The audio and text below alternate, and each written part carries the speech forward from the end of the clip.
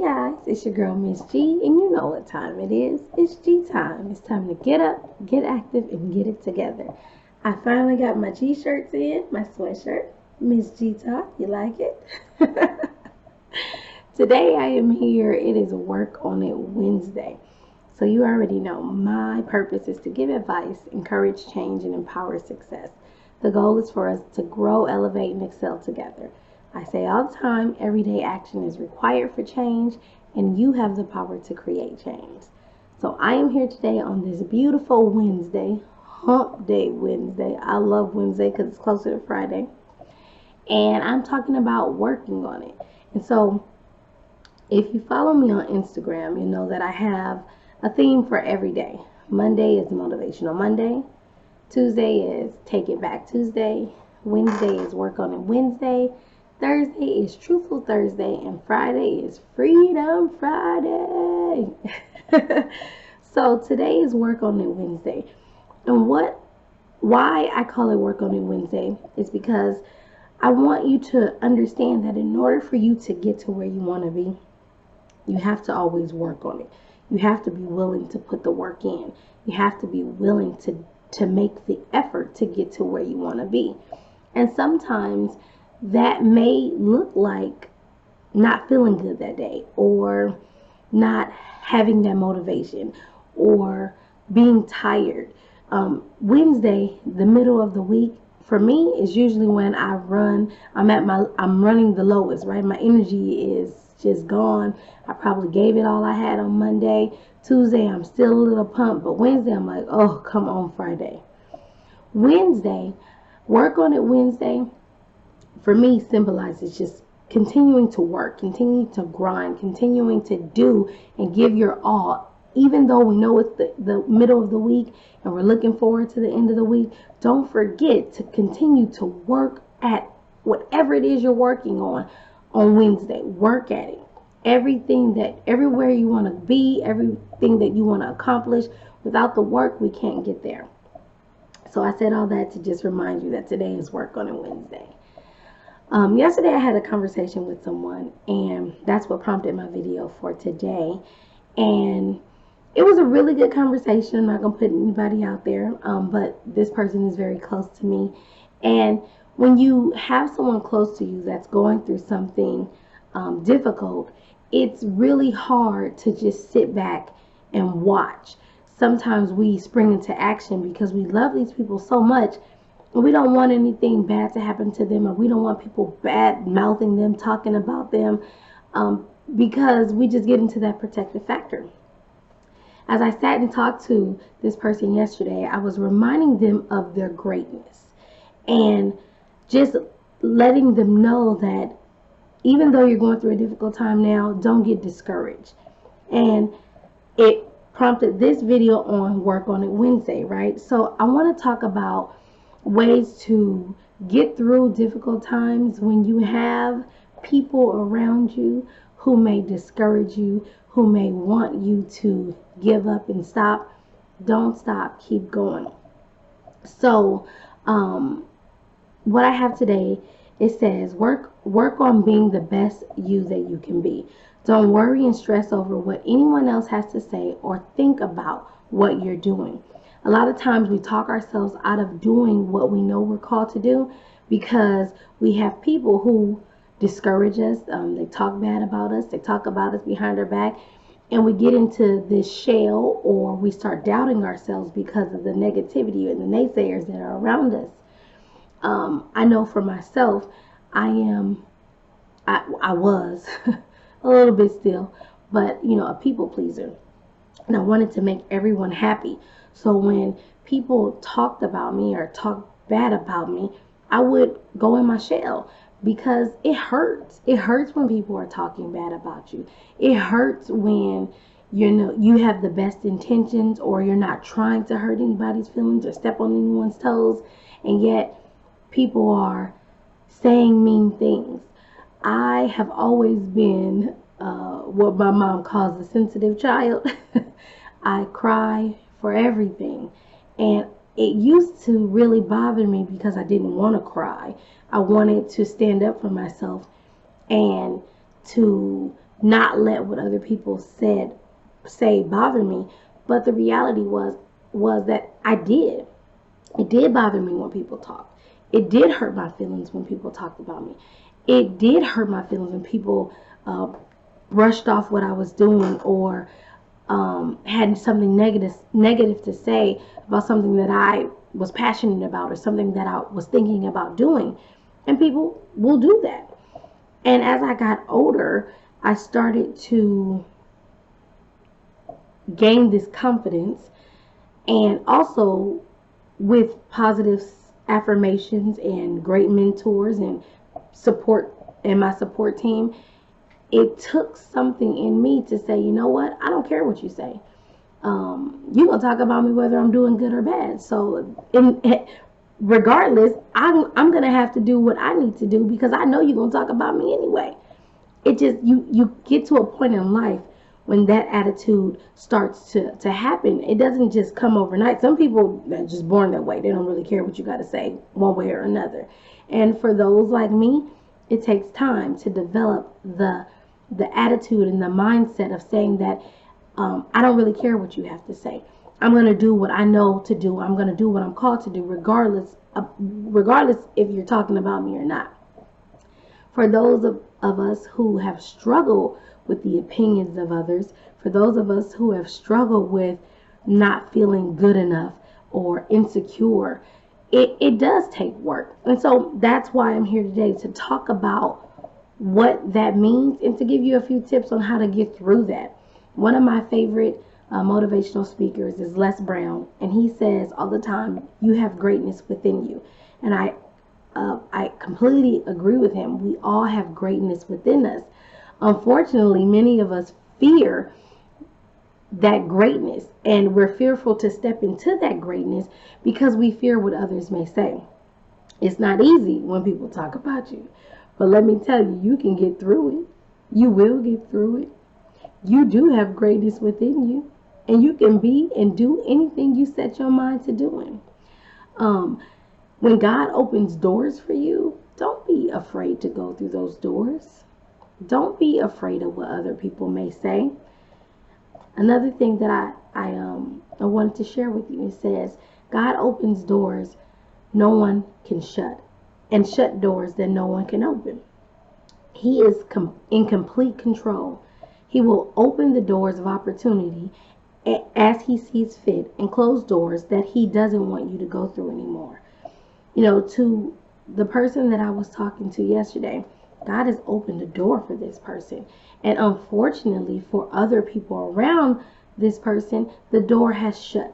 We are in a pandemic right now, and people are losing their jobs. People are losing their homes. Finances are up and down. And no one wants to see other people go through hard times and difficult times. And you also don't have to feel ashamed or guilty if your door hasn't closed, or if God continues to open doors for you during this time. You know, God is a good God. Whether we're going through difficulties or not, He is going to provide for us either way. You know, myself, I know that this time is difficult, but I know where my trust is, and I know in who I trust, and that is God. So don't feel guilty or ashamed if God isn't closing the door for you during this pandemic. That's a blessing. God is opening doors for you even through the difficulties. For me, it just helps me to understand even more how great He is. And I know that other people may not understand that. And because some people are going through a more difficult time than others, they may lash out at others because they're scared and they're fearful. I understand that too. It doesn't make it right, but we can't stop living and we can't stop growing because other people are going through difficulties. That's where praying for them comes in. That's where being kind to them comes in. But don't stop your blessings because someone else is going through something and they don't understand it. Don't stop doing what you have to do. You know, for me, in talking to this person, sometimes you feel like, Well, who am I that God has called me to have a job during this pandemic and continuing to lift me up when people are struggling? I was reading Exodus and reading this through Moses' story, and Moses said, this is Exodus 3:11 through 12. And Moses said unto God, who am I that I should go unto Pharaoh, and that I should bring forth the children of Israel out of Egypt? And he said, certainly I will be with thee, and this shall be a token unto thee that I have sent thee. When thou hast brought forth the people out of Egypt, ye shall serve God upon the mountain. Maybe you're going through this time saying, who am I that God continues to bless me and God is calling me to this position that he has me in? Who am I? God tells you who you are, and he tells you what he is doing for you. He is saying, fear not, I am with you. Go and do what I called you to do. Don't worry about everybody else. I got them. I got this. I need you to go and do what you are called to do. Know that I'm with you, and I'm going to protect you every step of the way.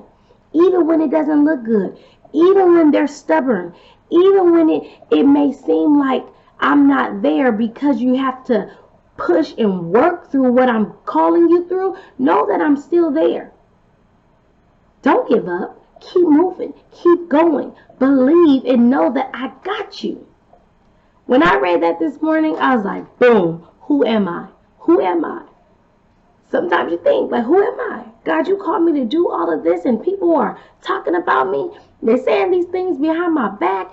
I don't know whether I can walk in the office today because I'm a little nervous. I'm nervous on how I may react. You know what I'm saying? But God is saying, fear not. I got you. Walk in there. Walk in there with your head up high. Know that this is what I called you to do. Don't worry about nobody else. So I'm going to help you with some tips to get through the haters, naysayers, disappointment, all of the above. Understand that we can either react or we can respond. Let me tell you the difference. A reaction is survival oriented and on some level a defense mechanism. Don't be defensive. If God has already called you here and he's giving you what he's giving you, there's no need to be defensive. It might turn out okay, but often a reaction is something you'll regret later. Yeah, I understand that. Have you ever reacted and then after you reacted, you said, oh, why I do that? Why did I do that? That's not even who I am. Don't let nobody make you step out of your character. Or, better yet, don't step out of your character for anyone, because no one can make you do it. Don't step out of your character for anyone. If you are called and you know that you're called, there's no reason to get defensive or step out of your character to be something that you're not. Instead, respond. A response, on the other hand, usually comes more slowly. It's based on information from both the conscious mind and the unconscious mind. It may take some deep breathing. You may really, really want to go at it with someone. Take a deep breath. Control yourself. And respond versus reacting. So I have 10 tips on how to respond versus react. The first thing you can do is ignore it. Focus on what God has called you to do. Don't give attention to the pettiness. Oh, talking about pettiness. So my pastor, he did a series about being a priest. And one thing he said was a priest is not petty. When I wrote that down, I was writing a priest is not petty. And I'm like, but what about, what if, I was really trying to, weigh out, well, is it petty if I clap back? Yes, it's petty. Sometimes you want to get petty, but you know what? What does that do for you in the long run? Stepping down to someone else's level doesn't make it okay. That goes back to that reaction. You regret it later. I don't have to be petty. I don't need to be petty because I have a bigger purpose. I have greatness within me, right? So if I'm called to do this and I'm called to be something that God has said that I am, me being petty is not going to help me to get to where I need to go. So don't do it. Ignore it. The second one is kill them with kindness. I know most of your mamas and grandmas told you if you don't have something nice to say, don't say it at all. Kill them with kindness. Have a pleasant attitude. Now, I'm not saying that you have to go and kiss nobody's butt or be all up in their face, but a smile goes a long way. Having a nice, pleasant face, a pleasant smile, not no fake smile, just a pleasant smile, it goes a long way. That just says, you know what? It's okay. It's not okay what you're doing, but I'm okay. Understand that I'm okay with it. What you do doesn't have to affect me, right? So, for those of us who aren't used to killing them with kindness, it may shock people. It may even shock you. Like, wow, I really didn't react. Okay, do it. Kill them with kindness. Third, don't engage in the mess. That may mean not engaging in the mess. That may mean telling those who come to you to give you the information that I don't want to hear it. You know, when we know of things that are going on, it's really hard to get it out of your mind. When you know that people are talking about you, when you know that people are saying things, it's hard. It's hard to walk by them. It's hard to engage in a conversation because that negativity drains us. It drains our energy. So it's okay to tell the people that you love who may come to you with these things and say, hey, I heard that so-and-so was saying this and so-and-so was saying that. To simply say, I don't want to know about it. It's cool. You know, I was going to say something my mama said, but I'm going to scratch that. It's okay to not know everything that other people are saying about you. It's like those celebrities who tell you that they don't read all the comments. Well, they don't read them because it's hurtful. It's mean. And it can literally damage your spirit and crush what you know about you. Reading all the hate mail and all the negative, that stuff really, it can make you start believing it. You know, it tells you that the enemy will speak lies to you. You may start believing those lies if you continue to engage in it and read through all of it. Some of it's not worth your time. Let it go. The fourth is distract yourself. Keep busy. Work. If this is a work situation, then go to work and work. If it's not a work situation, then keep yourself busy by doing some work. Work on what God has called you to work on. If you're supposed to be writing a book, write a book. If you're supposed to be putting a cookbook together, put your cookbook together. If you are working on your hairline, work on your hairline. If you're working on perfume, work on your perfume. Do some work. If you're focused on growing you and pulling that greatness out of you, then you don't have time to be involved with the foolishness because you're busy working. Focus, work. The fifth one is call somebody. Call someone that's positive. Call a good friend or a mentor and allow them to speak some life into you. When you can call somebody that has a positive word for you, it will make you feel better. When you know that you have someone that supports you 100% and will talk you through it, sometimes it just makes the day a little better. Maybe you're at work and you know that some things are going on that's really bothering you. Pick up the phone and call someone that you know is positive. Talk to them for 5 minutes and just say, hey, I'm going through something difficult. I need you to talk with me. I need you to talk me through this. And then keep working. The next one is go and do something for yourself. Self-care. Self-care is the best care. Take care of yourself. Go get your nails done. Go get your hair done. I know that we're in social distancing, so take the necessary steps and don't go out there being silly, but do what you can do with what is open and what you have. Maybe sit outside and read a book. Take a walk around the block. Do something for you. Self-care. The next one is don't take it personal. I like this one.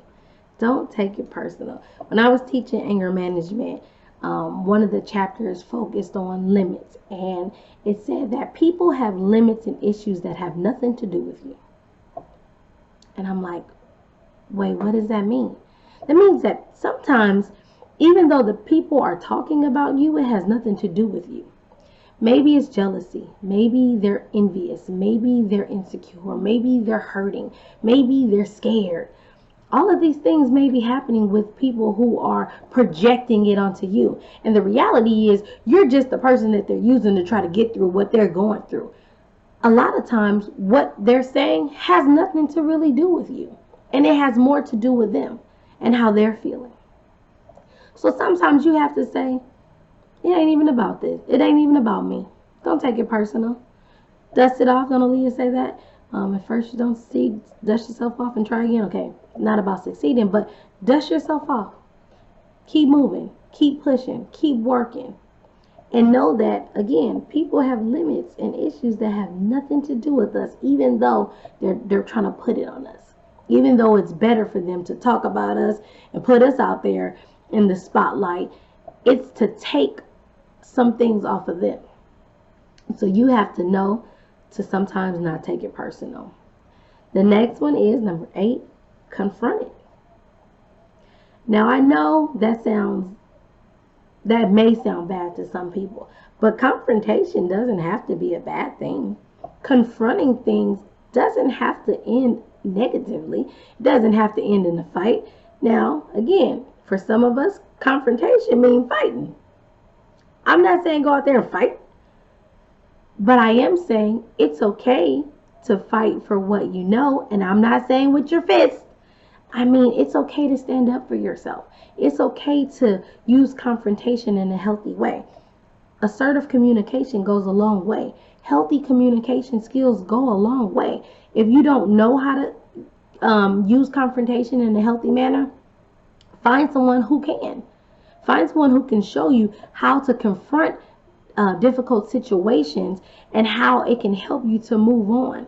Healthy confrontation can be very successful, and it can help you.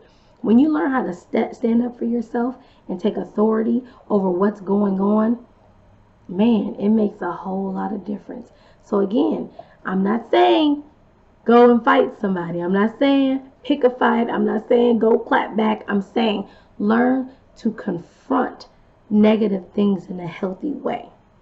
Nip it in the bud. Handle it. Okay? And number 9 is positive affirmations. Know who you are. Speak positive to yourself. I am fearfully and wonderfully made. God has created me for a purpose. I can do this. I got this. Today is my day. I don't have to let anything anyone says gets me down. Today will be a good day. Positive affirmations. Speak life into yourself. And last but not least, it should be number 1 and not 10, but I saved the best for last. Number 10, pray. Know that God is your strength through it all. Pray and ask God to help you through what you're going through and to help you to respond versus react, to show you how to handle the situation, to give you confidence in where you are going, to remind you of his calling, and to show you that you can get through it. It says in Psalms 46:1, God is your refuge and strength, a very present help in trouble. So many troubling situations in life can leave you feeling alone and insecure, but God is a very present help at all times. So know that even in times of difficulties, God is there. God is with you, and he will help you to get through it. Work on it Wednesday. Continue to work on what you are called to do. Continue to give everything that you have into where God has called you to be. You have the power to create change. Everyday action is required for change. So, continue to work. Work on it Wednesday. I hope this was helpful, and I hope that you were blessed by something that was said. Have a blessed day.